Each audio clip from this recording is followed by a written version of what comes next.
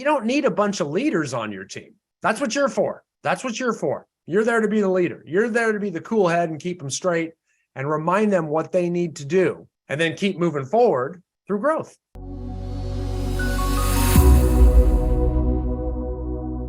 So there's two things we can do as leaders, only two. We can focus our agents on building their pipelines. That's one. And number two, we can recruit more agents. Now I'll give you an example. Last year was, like I showed you on that chart, we had at least a 25% drop in the number of homes sold in America last year. Okay, at least a 25% drop on average in the number of homes sold in America. I know many of our clients actually increased their production last year, okay? Many of them did. And I can tell you, there's a common thing among most of them. There are exceptions. The common theme is this.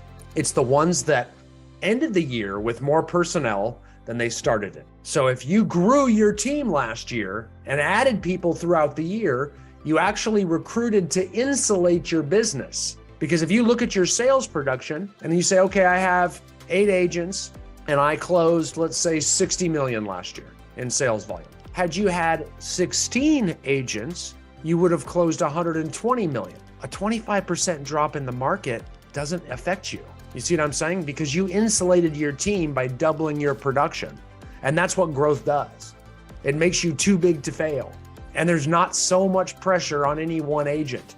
You don't turn into a jerk of a leader. You don't start squeezing your agents so tight that they slip through the cracks. You stop getting annoyed about the fact they're not doing their job. You stop to get frustrated. You stop being stressed. You stop being angry and behaving poorly when one of them decides to leave rather than finally get to work. And they take their problems with them, which is themselves, to a new environment. And you don't get all frustrated by that and then, exhibit bad leadership behavior on the remaining members of your team because you're so dependent on those 8 agents you started the year with to hit your goals and generate income. You actually refocus your energy on building a deeper bench because companies that are growing have better culture. It proves to people that people are coming to you. So it's like people want to come to you because it's not better anywhere else. They're all friggin' struggling too. But if you're the one out there growing, you will be better. And that's why if you're not growing, you're dying, because that stasis you're trying to hang on to is going to actually start to die. So you've got to grow. And you don't want to grow because it's no fun growing. I get it. It sucks. Recruiting sucks. It sucks. And there are very few people that have recruited more agents than I am, if there is even another person. I do not know if there is someone who's recruited more agents than me. I've never met them, but it's thousands, one-on-one, me face-to-face. And it sucks. I get it.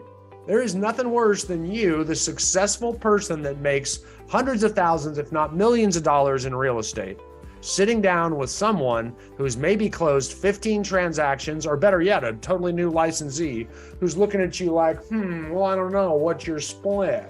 You're like, come on, dude. You're lucky I'm sitting here. And you have to be humble and listen to this jerk, try to act like they know what's best for them when they don't know anything. They're actually making decisions. They're allowed to have a freaking driver's license, but yet they're making business decisions and they have no idea what they're deciding on. It's very, very humbling. Recruiting. It sucks. It's hard for me. I've done so much. I don't know that I could do it anymore. I just would reach across the table and punch somebody, and sign in their own blood on my contract. There, wake up. You're on my real estate team. Wake up. So that's, it's frustrating. So it's not easy. Just like lead generation is frustrating. Them calling their SOI is frustrating. It's very, very similar. But I can tell you right now, regardless of what happens in this market going forward or when your market heats up, if you insulate your business, if you grow it, what's going to end up happening is any decreases in the market are going to be more than overcompensated by the growth in your team. Now, here's the other problem, because I already know a lot of you have this objection. Well, I really don't know. I mean, I really want to have just 1 or 2 more agents, so I'll just recruit 1 or 2. No, it does not work that way, guys. There is a very low success rate in real estate. So if you want 1 or 2 more agents, then you need to recruit 4 or 5, because 2 or 3 aren't going to make it, or 3 or 4 aren't going to make it. Just want my math that up. 3 or 4 aren't going to make it. And that's the deal. I mean, those are the numbers. 33% quit in their first year in real estate, according to NAR, and that's always been the case. 87% don't make it 5 years. 87% don't make it 5 years, which means within 5 years, they're already looking for greener pastures. So they will either quit you, come up with excuses, want to go to a different team, want to go to a different brokerage, want to get a steady paycheck, get a divorce, have a baby, spouse has a job transfer, something's going to happen. You can't control it either. It had nothing to do with you. So it's up to you to set up your systems, you know what I mean? Your onboarding systems and your training. And then it's on them to meet you halfway. Because you can't motivate them. What do you think you're gonna do? Scream at your existing agents or the agents you recruited? And then all of a sudden they're like, and be like, oh boy, that Brian, he is so motivating. I'm gonna knock it out of the park. Guys, it just ain't gonna work. They've gotta want it. You can provide the systems and tools, which you do. I mean, just the fact they're meeting with you every week provides much more accountability than they're going to get as a solo agent in a brokerage. The fact that you're going to have expectations of them, you know what I mean? Like, I expect you to make this many contacts or any other, activity-based indicators that you have on your team dashboard. The fact that you're going to do those things, and even if they're very simple or minimal, that's much more than they would get as a solo agent in a brokerage someplace. That's why, I've ran very large brokerages for the majority of my career. And, if 10 agents were to come to my brokerage, I would always say one of them will make it. One of them will earn a living in real estate. The other 9, who knows? And that's usually the number in a brokerage that make it. The rest just kind of hang their license there and pretend they have a job. They earn well below the median income. 60% of the agents in your MLS, all of your MLSs, have sold nothing in the last 12 months. 60%. They're licensed, they go to meetings, they tell their friends they have a job. It's just a lie, something to tell their spouse, but they don't. It's a very small percentage succeeds in real estate. So I would always say, okay, guys, you're in my brokerage. I'm gonna put you on teams instead, because there's a much higher success rate. You go from like a 10% success rate up to like a 30% success rate. Still 30% though. That's much higher. That's 3 times better chance of making it in this business. So I would do that. And not to mention, I wouldn't have to deal with them because the team would manage them and train them. So they'd just be away from me. One less thing I got to deal with. It increases their likelihood. So yes, they do have a better chance being with you if you have good systems and we hold them accountable, but there's not much time on you on that. You have a weekly team meeting, you just have a few more people in it. As long as you have things that they have to report and do, activity-based indicators and onboarding training measures, we're good. Other than that, as a leader, you've got to learn to shut it down. You've got to learn to shut it down, because after that, it's on them. And if they don't work out, hit the bricks. And then the reason you don't care though is because you're still growing. Because that's the deal. If you bring on 5, I don't know which ones are going to make it. I can't tell you. You're talking to a guy who's recruited thousands, and I still can't tell you which ones are going to make it and which ones aren't. I am constantly surprised. I can't read that book by its cover. Some of the best ones, I'm like, man, you got the best database and you're so hungry and you're telling me you're going to do it and you're this and you're that, and then you never freaking show up. Happens all the time. Or some snaggletooth dude without any teeth and no personality just works his butt off and makes it. I have no idea which ones are going to make it. So what do? I'm like a big old street sweeper. Bring them in, see which ones work. The ones that don't, I don't get all butthurt about it. I move them on. Yes, they will tend to blame me on the way out the door. That's what every agent does. They will blame you for their failure, not themselves. So get over it as quick as you can. Get over that, because that's going to happen. Don't go changing all your team systems because an agent leaves you. They are going to leave you. That is the nature of the business. They are going to leave you. If they are not leaving you, you are not recruiting enough. Because if you're saying, well, I don't want to recruit, I don't want to grow, it's not my business model, then I'm going to take you all the way back to how the hell are you going to make more income and get more life back? Or are you just going to grind it out and be one of those old 85-year-old agents that everybody just wishes would retire because you don't know how to work the interwebs? Because no one wants that life. That's a bad business model, but you've decided it because you've dug in against recruiting and growth. You've dug in and made a very poor decision that goes against all business teaching, intelligence, and education. You're anti-growth. Get that. You're anti-growth. That's a real bad place to be in business because you're going to keep banging your head up and down against a ceiling. It's okay if you just want to grow to the next level. I'm cool with that. That's how most people are. Then they get to that level and they go, oh, this isn't bad. And later on, you'll decide this. So don't worry about it. You don't have to be with me. Then you want to go to the next level. You don't have to want to be 900 agents. You don't have to want to be that. You just want to get a little bit bigger, and that's fine. But understand, to get a little bit bigger, you need to be bigger than you think. If you just want 2 more agents, you need 4 or 5 because 3 or 4 of them just aren't going to do what they say they're going to do. Make sense? Crucial. That's the mentality you must have right now. That is your highest and best use. You must build a deeper bench. You must. And that's true in anything.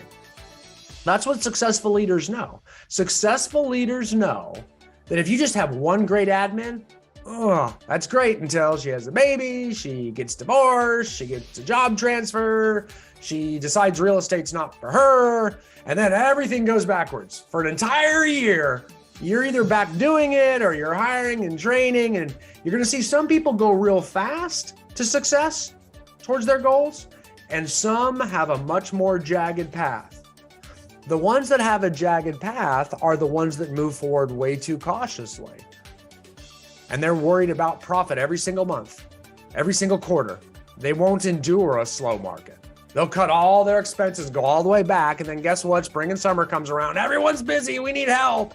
Too busy to have help. Maybe hire again cautiously. And it's a roller coaster. You can hit your head on the real estate roller coaster as a solo agent. You can hit it as an agent with 1 admin. You can hit it as an agent with three admin and 10 agents. You're constantly breaking through new ceilings that you're banging your head against. And the only way to break through them is with a deeper bench and more personnel. And guess what? They often suck. People often suck. They behave poorly. That's what followers do. But you don't need a bunch of leaders on your team. That's what you're for. That's what you're for. You're there to be the leader. You're there to be the cool head and keep them straight and remind them what they need to do and then keep moving forward through growth. And you as leaders, I don't know if you've been through this or not, but you emotionally will get very hurt when they leave you. But you're actually creating and setting up a business model where you expect some of them to leave. Like I said, you recruit 5, be lucky to keep 2 of them because 3 aren't going to make it. And so you have to kind of in your mind, I would not call it this on your team because it makes them feel less than, but it's almost like a 1-year training period to see if they make it, or a 1-year tryout, see if they make it. Let's see if they can really do, because they all think they're going to do it. Think about it. If I sat here and said to you, all you got to do is get all of your contacts out of your phone and out of Facebook and put them into your CRM, and then just maybe spend an hour a day contacting them every single day, different ways. You don't even have to ask them for anything. Just give them, add value, give them business, let them know, update their contact information, blah, blah, blah, invite them to your client event, do a property analysis, blah, blah, blah, blah, blah. That's all you got to do. If you were just to say that to someone out there that's used to digging a ditch, shoveling snow, showing up every day for work at 8 a.m. and going home after teaching at school all day at 4. If you were to say that, though, it's all you got to do. They're going to be like, that is so easy. I'm going to kill it at real estate. And then the minute they get their license and they sit in that chair in your office, they turn into morons, lazy morons. It's just what happens. I don't know why that happens. I don't understand neurology or brain science, but it freaking happens. So you have to expect a lot of them just some of them are going to sit down like morons, and the very rare few are going to sit down and say, okay, I'm going to do this. And I don't know how to tell which ones are going to do it.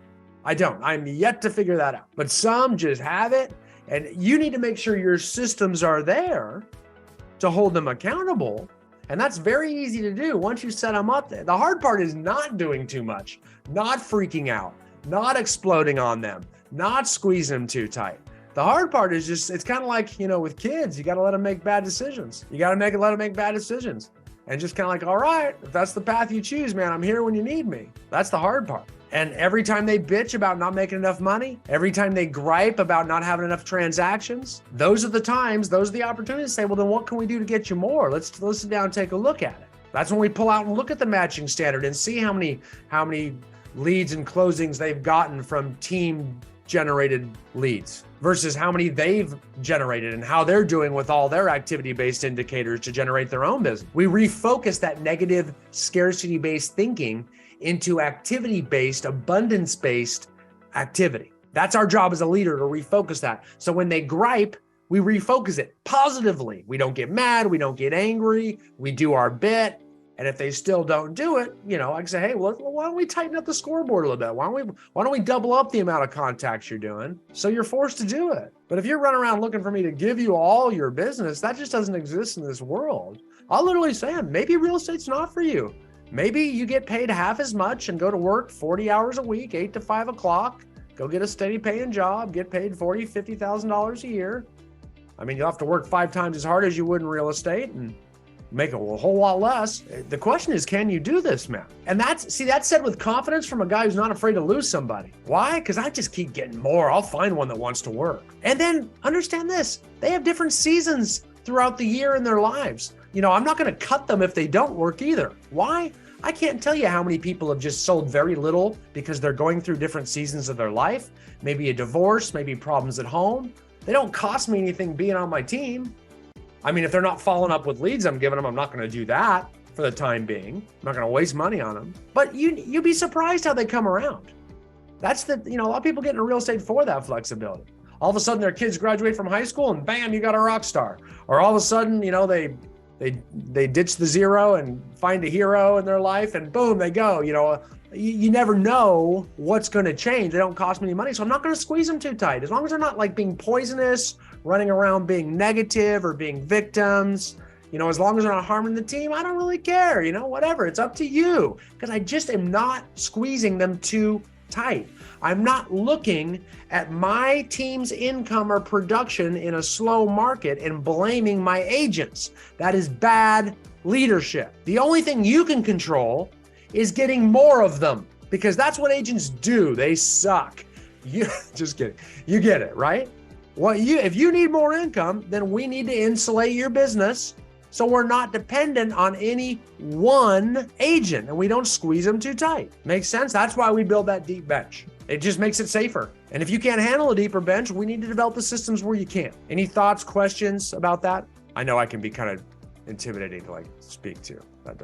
I get a little too much of the caffeine. Brian, what would you say the best recruiting sources are right now to build that deeper bench? Because I've been on that struggle bus for about 90 days, maybe 120. Yeah, we started in September trying to add on members to the team, and you get your raised hands, but they're probably not exactly what we're looking for. So your perspective on that would be great. Yeah, great question. It is a struggle bus I don't think you ever get off of. It's just not fun. It's real fun when you get a bunch of them to join you, I guess, but then that goes away real fast and then you got to deal with them. So recruiting is not fun. Just like, we always want to get to a place in our business where we don't have to sit down and lead generate and make calls every day. And then and recruiting is unfortunately just as painful. So would it be like agents in our market center? So what I've done. Right. And I'm sorry, I can ask this later or I can email you. I don't want to take up your call. No, it's a great question. I'm going to answer it. I'm going to ask who and where we're going to get these sources. So I've done the market center, tapping into the market center. We've posted on Indeed and Craigslist. Good. And you haven't done my favorite yet. You haven't done my favorite yet. The only other thing I was thinking of, and then I'd love your perspective, is maybe reaching out to agents on the MLS that have had a decline in production. Last year, and then possibly posting on social media, at least a sponsored ad, so that maybe agents are seeing that. But that's all I can think of. Yeah, that's good. I mean, one thing I don't want you to overlook, most teams grow through new licensees. So most people actually recruit people into the business. That's what most teams do. And again, if you're like, oh, I don't know, I hate training new licensees and all that kind of stuff, that means we need to work on your onboarding systems. Okay. Because they're a lot, they come in with no bad habits. Oh yeah, I've trained even in call centers in the past for 22 years. So I'm actually happy to have new agents because they don't bring bad habits and they fit in your models and system. So the way to get new agents, quite frankly, this is why it's so beneficial for the lead agent, the team leader, to have a big database themselves.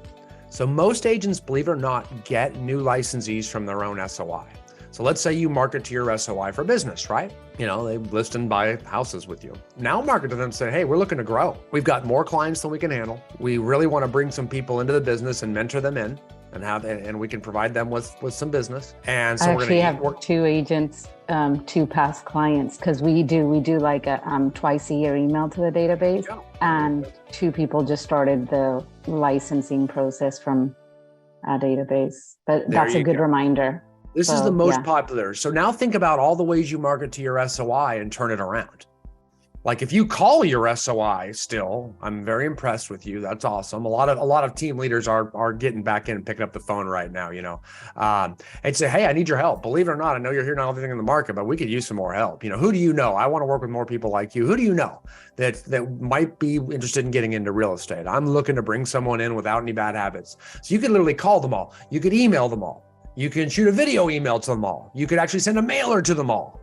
And you'll be surprised how many people raise their hand. Okay. And if you're worried you're going to get some people you don't want on your team respond to you, then that's a different conversation, but don't worry about that. That's like recruiting, you know, that's like lead generating, worrying about getting a no from someone or someone screaming at you on the phone. You've got to learn how to get through that, right? So you give them a disc and you tell them it wouldn't be a good fit for them based on whatever their disc profile is, and say, no, this is more of a data entry position. You're better than this, you know, and you just kind of change it and make it seem like they're too good for this. But you should make it you should be a team leader. You should do your own team. Here's how you get your license, and you help them on their own path. You know, you're too good for this. That's what I usually do. So you move them along that way. I'm not going to stay on that one too much, but don't ever not recruit to your database for fear that you're going to have to turn people away. Don't do that. Same with if you're in a big office, if you're in a large, like I heard the word market center, which makes me think big KW office. If you're in a big office, oh my goodness, that's a great stomping ground right there. Just let everybody know you're hiring. You know what I mean? Make sure everyone knows you're hiring any way you can. If there's a private Facebook group, you know, post in there and ask for forgiveness later, or get approval if you think you'll get it. A lot of offices don't like you recruiting in there. Some do, you know, that's just different for everybody. No, I got the roster from my TL and OP because they know we're growing the team, and touch wood, we are like a performing team, like the number 1 team. So they want to retain and try to align with our goals. So marking in there. I love the SOI first and foremost. I have found most teams that get agents that stick come through their SOI, rather than recruiting existing agents from some other place. That's my feeling. Now, I like all of the options. I like recruiting agents from other places. All that works, don't get me wrong. But I have found the most, because they come in, there's already a peer relationship. You either know each other or you know someone in common that brought you into me. And you're the person that pours into them and teaches them everything you know, which establishes a high level of loyalty. And you teach them all your systems with no bad habits, which is awesome as well. So all of that has made a very high success rate. Now, remember, it's not just your SOI, it's all of your agents' SOIs, your admins' SOIs, all of them too. So tap into all the databases. The bigger of a team you are, always is going to make things easier for you in every way, shape, or form. You have more SOIs to tap into, more people to tap into. We're gonna be very selective. We're not just gonna bring in other people from other offices without being selective. So we tell them that, we do that. And then we also do recruit in your office is huge, just making it known. I mean, be where agents are. You know, the key is, yes, definitely post on Indeed or, you know, ZipRecruiter or WiseHire, you know, if you guys have it. We'll post on all of the above. Make sure that people know you're out there. So I love having an online ad running at all times. I think that's powerful because right now people are actually looking. Make sure they know that you will give them transactions too, because you will. You're going to supplement their production when they're new. So you're going to give them some buyer side. You're going to give them some online leads. You're going to give them that. You do that right now they're like, oh my gosh, I'm starving. They're in scarcity mode right now. So as long as they know that you'll do that, I mean, you'll set more realistic expectations when they sit down and meet with you and explain to them, and you show them your dashboards and you show them what you're doing. Then you can set real firm expectations. But right then they're looking for a move. They're dying to do some sort of change, even if it's lateral. So, through this great migration of agents moving around and changing things up, you're going to see, I mean, a lot of agents right now are actually moving into bad commission splits. This is one of the markets where they don't care about their commission split as much. This is one of those few markets. They just don't care as much. And you see in it, you're seeing people going to like Place and, all these different places where they get paid 50%. I mean, you move your business to Place, you're going to make 50%. Can you imagine? That's what people are doing. Chaotic. This scarcity mode. You know what I'm saying? You're seeing that. You're seeing people moving to value. And I'm not saying Place is bad. I mean, I know those people, they're great. They give value, but you're seeing people amenable to moving to a lower split because they really just want the value. They want the leads. They want the whatever they get from Place, right? So, and that's true all over the place. You're seeing people moving to like, Sotheby's and places like that actually give them, hey, I just want something of value, not just a cheap split, because they're realizing what Michael says in the chat there. 50% of zero is still zero. You know what I mean? Like, I don't care what split you're on if you don't have any business. So we need to do something that gets us business. So people are willing to move. They'll also leave you for a worse split. They'll leave you for any reason. People will just leave right now. People have to move to do something. And the last thing they want to do is lead generate. So it's up to you to make sure that through this great migration, it'll be one of the biggest in history. It already is shaping up to be. Do you get more agents or do you lose more agents in this migration? Are you one of the winners at the end of this thing? Or are you one of the losers that lost a bunch? And that depends on how much effort you put forward on recruiting right now, how many agents you're talking about.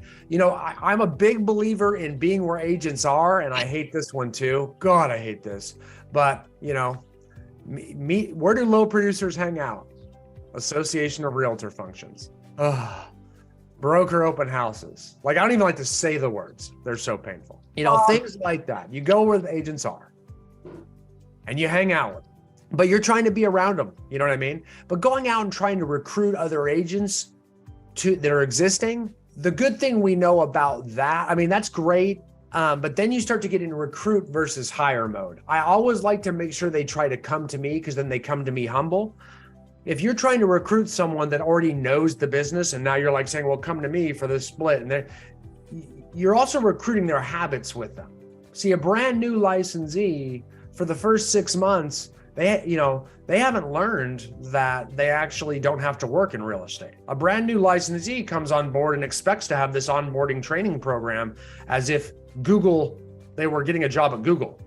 Like, what am I doing every day? We want you to do this all day long. A brand new agent will do that. Okay, so a brand new agent has no bad habits. So I'm going to show you this. Let me show you that, and I'll give this to you. It's not free. I just actually am building out a new team onboarding course, which is going to be live within 2 weeks, and it's called Team Onboarding. So when you bring agents on, you can just put them through my onboarding course. It's going to be long. It's going to be like 30 modules. Each one's going to be short, 15, 20 minutes, but it breaks down all the different modules from all the different courses that I know almost every team would need, because all of you generate business different ways. So you need different courses in our system because you all do things a little bit differently on how you lead generate, but there are certain universal systems on here. But let me show you this. And this has changed. This is like a new updated version of our old onboarding calendar, but they come on board. Can you imagine a new licensee who knows no better? And this is what their day looks like. At 8:30, you're going to go through our welcome checklist. 9:30, we're going to do our office and team introductions. At 10 o'clock, whatever your CRM is, we're going to do our CRM training video. At 11 a.m., you're going to do team onboarding course module 1. Then you're going to eat. Then afterwards, you're going to go through our staff checklist training, team systems training, and then you're going to finish your first day welcome checklist. Then back in here at 8:30, 9:30, 10:30, training video 2, team onboarding course number 2. Then you're going to schedule the shadow buyer consults, blah, blah, blah. So every day you're working from 8:30 to 3. Time blocked. We know exactly when you're doing anything. No more of these 30, 60, 90 first quarter checklist garbage where they can do things whenever they want, because we can't let these people make decisions, or they will make crazy town decisions and they will never get them done. So now they are coming in and look, this is all self-managed. They have to do this every day. And guess what? This is the first 2 weeks, 10 days, Monday through Friday, with a break in the middle. At the end on each Friday, they meet with their team leader to make sure that they've gotten through all this and they're staying caught up, or we got to make edits to the second half of this, maybe even push later in the afternoon.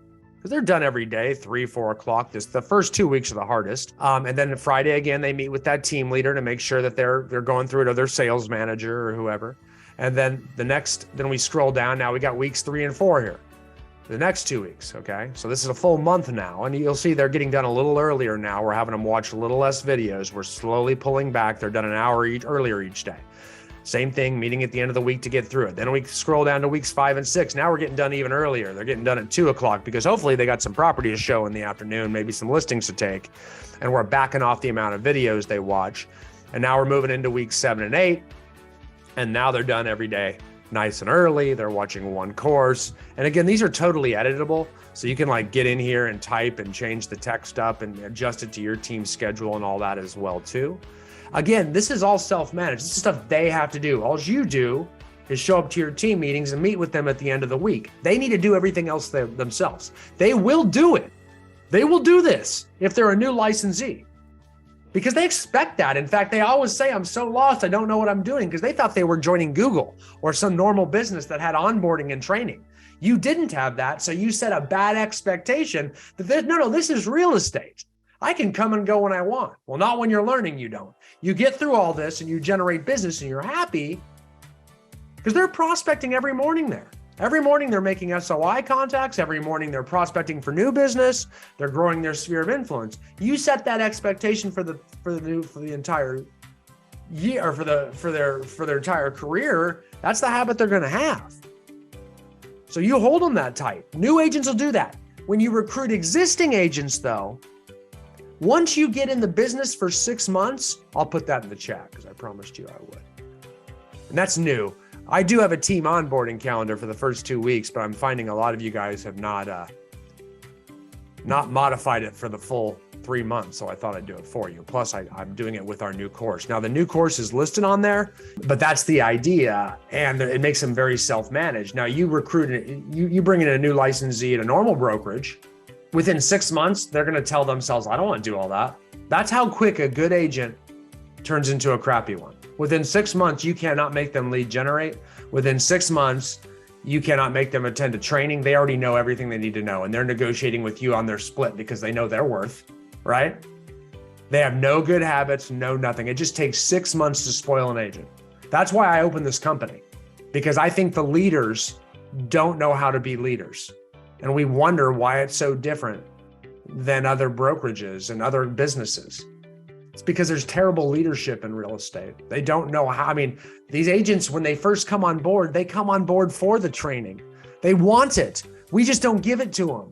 They want it. For those 6 months, they'll actually, trust me, I've recruited agents to my brokerages, thousands of them, that are newly licensed, based upon the fact I have better training than my competitors. And they came just for that. They didn't even ask about the commission split because they don't know to yet. All they wanted was that training. So you have 6 months to pour into them. You got to use it. Then it's on them if they screw up. You've done all you can. If you've done all you can, you don't feel bad that you're letting them down. It also makes it less likely they're going to blame you for their failure. But they'll still do it. Why? Because they suck. That's why. It's just going to happen. That's part of the business, you know? That makes sense? But at least you've done all you can. And guess what? That whole calendar is self-managed. They have to go watch that video. They have to schedule a shadow to a buyer consultation. The first week, yeah, we got to do some onboarding training. That's just the first week. After that, it's on them to do everything they need to do. You got to meet with them at the end of the week to make sure they get through it, or your sales manager does, or somebody does. But you're already holding your team meeting anyway, so they're going to show up to that. They have to get their butt there. So are we instilling that? Because that's you doing all you can do to retain them. They have got to meet you halfway.